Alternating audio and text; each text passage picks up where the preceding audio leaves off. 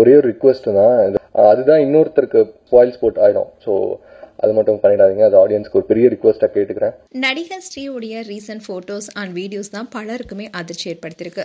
மெலிந்த உடல், மாறிய முகம், ஹேர் கலரிங், ஆளே அடையாளம் தெரியாத அளவுக்கு விருத்தியுடன் கூடிய அவருடைய இன்ஸ்டா போஸ்டர் பார்த்த ஃபேன்ஸ் எல்லாருமே அவருக்கு என்ன ஆச்சுன்னு கேள்வி எழுப்பினாங்க.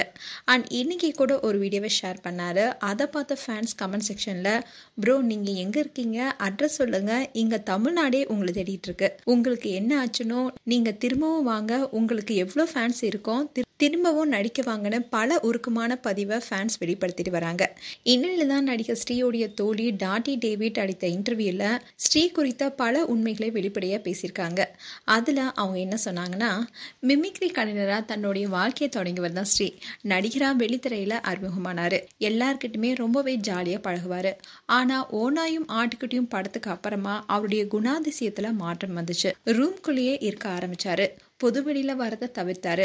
வீட்டுக்கு வருவாரு, ஆனா காஃபி ஷாப், சினிமான்னு வெளியே வர அவருக்கு விருப்பமே இல்லை. அது அவருக்கு ஒரு பிரச்சனைங்கிறது எங்களுக்கு தெரியல. நாங்க போன் பண்ணாலும் அவர் எடுக்க மாட்டாரு.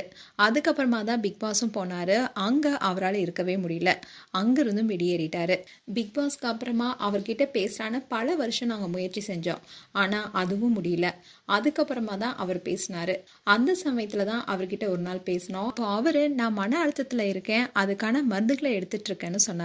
அவருக்கான மன அழுத்தத்துடைய தாக்கம் அதிகமாவே இருந்துச்சு. ஸ்ரீக்கு நம்ம மாதிரிலாம் கிடையாது, கடுமையான மன அழுத்தம் இருக்கு. முதல் படம் முடிஞ்சதுக்கு அப்புறமா 60 ஸ்கிரிப்ட கேட்டிருக்காரு. எதுவுமே அவருக்கு பிடிக்கல. நடிகரை விட இயக்குனராகும் ஆசைதான் அவருக்கு இருந்துச்சு. மாநகரம் படத்துக்கு அப்புறமா இயக்குனரா தயாராக இருந்தாரு. அதுக்கேற்ற மாதிரி ஸ்கிரிப்டும் ரெடி பண்ணாரு. வில்லம்பு படத்துல அவருக்கு சம்பளம் கொடுக்கல. பிக் பாஸ் ஷோல இருந்தும் அவருக்கு சேலரி கொடுக்கலன்னு ஸ்ரீயே சொல்லியிருக்காரு. ஒரு கட்டத்துல கேமரா முன்னாடி நின்று நடிக்க பிடிக்கலன்னு ஸ்ரீ சொன்னாரு. அந்த கூட்டத்துக்கு முன்னாடி நின்று நடிக்க அவருக்கு பிடிக்கலையா. இன்னும் சொல்ல போனா அவருக்கு ஸ்கிசோஃபோனியா என பாதிப்பு இருந்திருக்கு. மயக்கம் என்ன படத்துல தனுஷ்க்கு இருக்கும் பிரச்சனை தான். ஹாலிவுட் படமான பியூட்டிஃபுல் மைண்ட் படத்துல நாயகனுக்கு இருக்கும் அதே பிரச்சனை தான். வேற ஒரு ரியாலிட்டியில வாழ்ற மாதிரியே இருக்கும். அதுதான் அவங்களுக்கு பிரச்சனை. அந்த நோய் இருக்கிறவங்களுக்கு இல்லாதது இருக்கிற மாதிரியே தெரியும். அவருக்கு இப்போ காதல் இருக்க வாய்ப்பில்லை. 12th படிக்கும் போதே முடிந்தது. காதலுக்காக பெண் வீட்டர் அடித்த அடிதான் அவருக்கு நெஞ்சில இருக்க தழும்பு. அது மட்டும் இல்லாம அவரை பத்தி எனக்கு நல்லாவே தெரியும். அவரு LGBTQ பிரிவினரா இருக்க வாய்ப்பே கிடையாது.